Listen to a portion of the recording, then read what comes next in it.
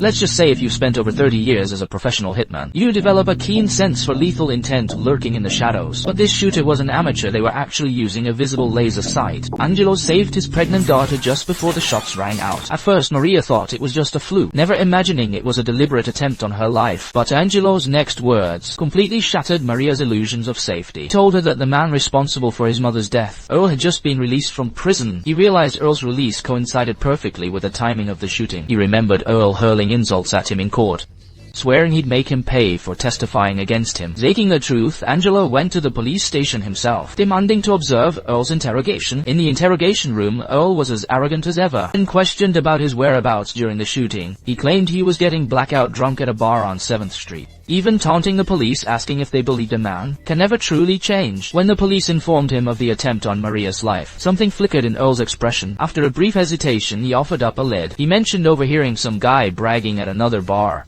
claiming a contract had been put out on a certain girl. He hadn't thought much of it then, but looking back, one name stood out: the ferryman. Vague as it was, this gave Angelo a new path to pursue. Meanwhile, the FBI began to intervene in the case. While Angelo was focused on his investigation, his handler tracked him down, sternly demanding to know why he had defied direct orders. It turns out his superiors had warned him to stay away from Mosher, but Angelo uncharacteristically went to the club last night, and Mosher turned up dead the next day. Angelo leaked, claiming he had been with the club owner Nicky all night. His superiors took his word for now and handed him a new assignment. Mob accountant named Lucas is set to testify at an upcoming hearing, and they must retrieve a flash drive from him before he takes the stand. So Angelo and his partner Joe disguise themselves as pool cleaners and head to Lucas's mansion.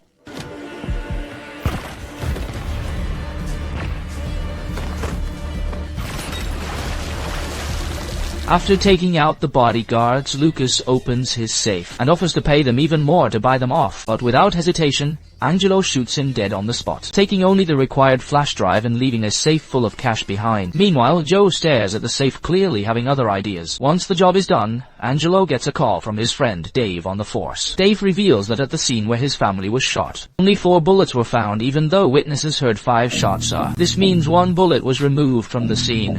What Dave doesn't know is that Angelo was the one who took it. To trace the origin of that bullet, Angelo contacts an underground arms dealer named Belinda. Following the lead provided by Belinda, Angelo quickly tracks Brock to the motel where he's hiding.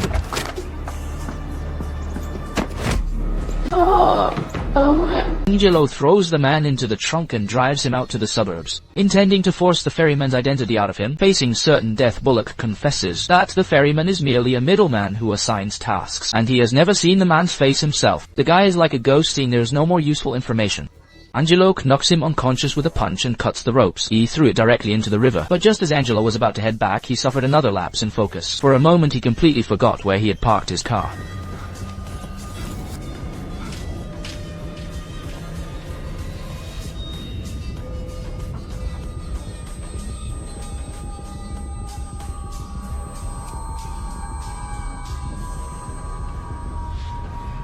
By the time he finally found the car, an hour had already passed. When he arrived at the hospital, FBI agent Grant caught up with him, stating that Earl's alibi was solid with 2 witnesses to back it up. He then questioned Angelo's reaction during the shooting. Why would an ordinary man instinctively rush toward danger instead of fleeing? I came in. I was late meeting Maya. I sat down. My back was to the window. And then I heard, it was the glass. It was everything just started happening so fast. Unless you have a specific question that we can work with, of course. Fortunately, Dave's appearance bailed him out, but Angelo's true identity had already planted seeds of doubt in Grant's mind. The next day, Agent Grant visited Maria's home.